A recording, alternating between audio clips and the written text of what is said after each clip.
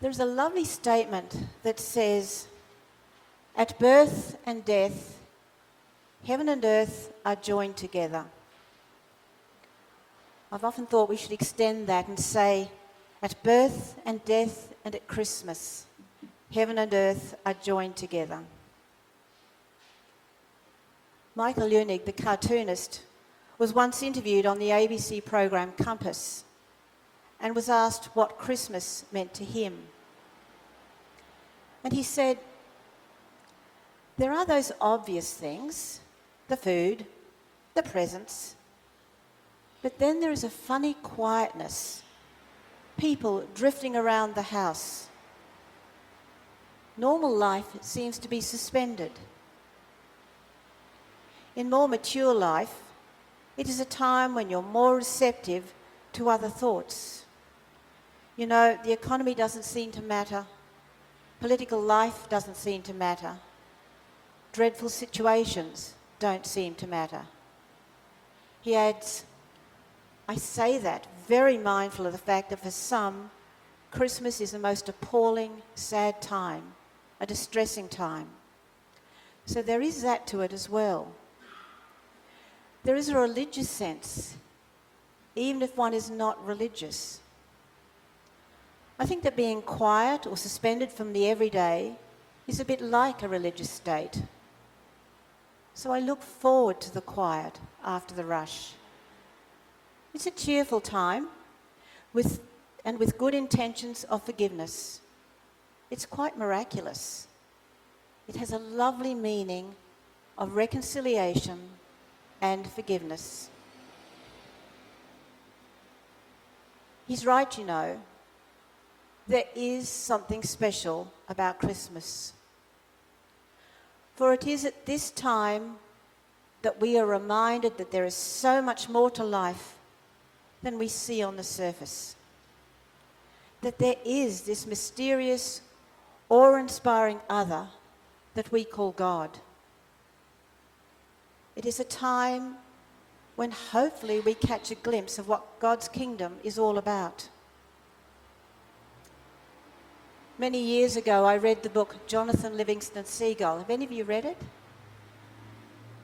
It's the story of a seagull who discovers there is more to life than most seagulls realise. He flies upwards into a whole new realm and discovers some amazing things. I firmly believe that that opportunity is open to all of us.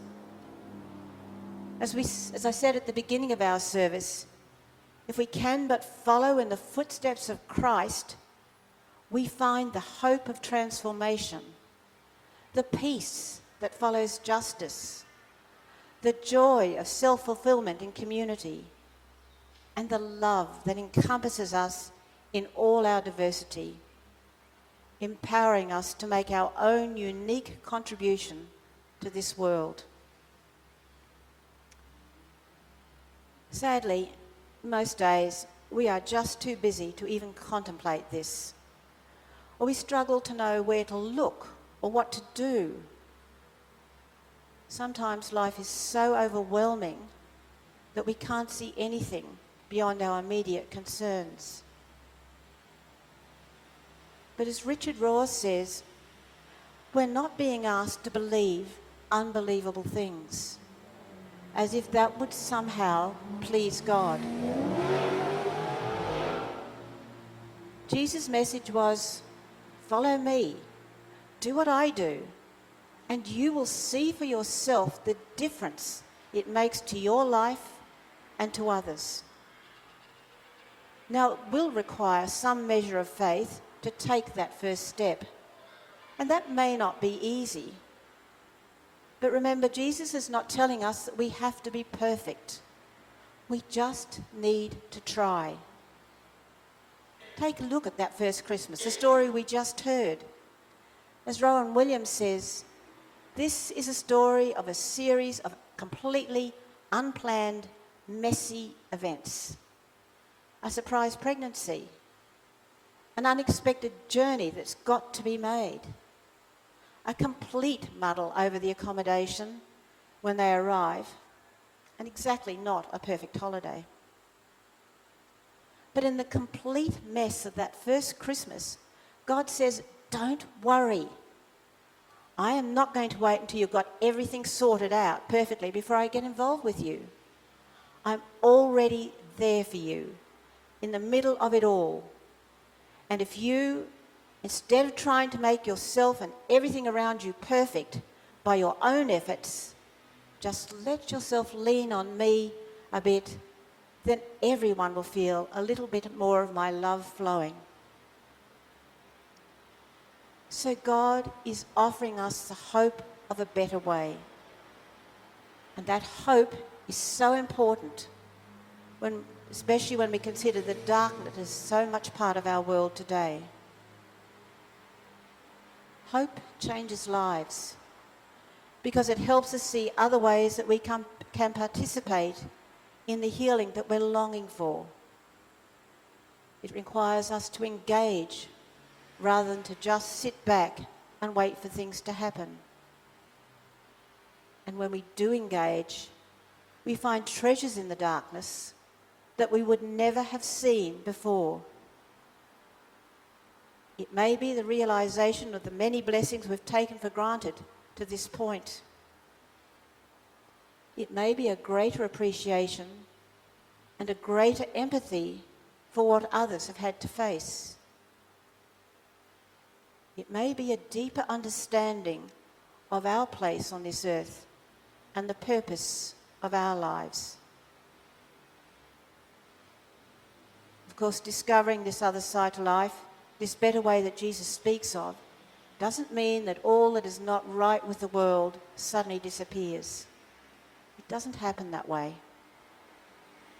Christmas, however, reminds us that above all, God is with us.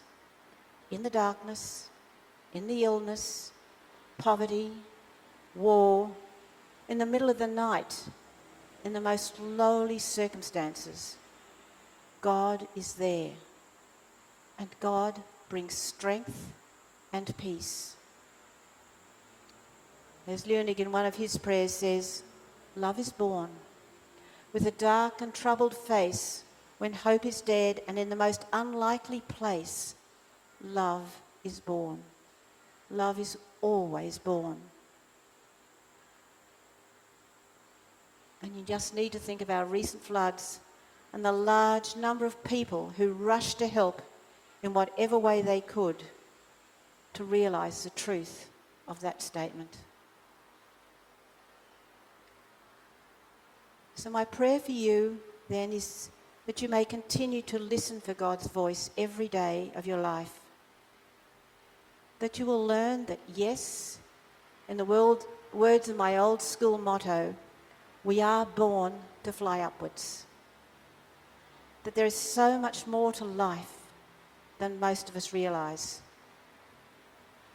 I pray that you will discover, as Jonathan Livingston Seagull did, that whole new way of living.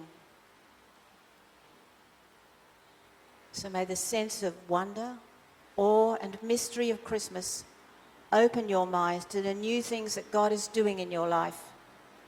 May it give you courage to follow more closely in the footsteps of Christ. And thinking of all those Christmas presents yet unopened, and to give Michael Lunig the last word, God, give us rain when we expect sun. Give us music when we expect trouble. Give us tears when we expect breakfast. Give us dreams when we expect a storm. Give us a stray dog when we expect congratulations. God, play with us. Turn us sideways and around. Amen.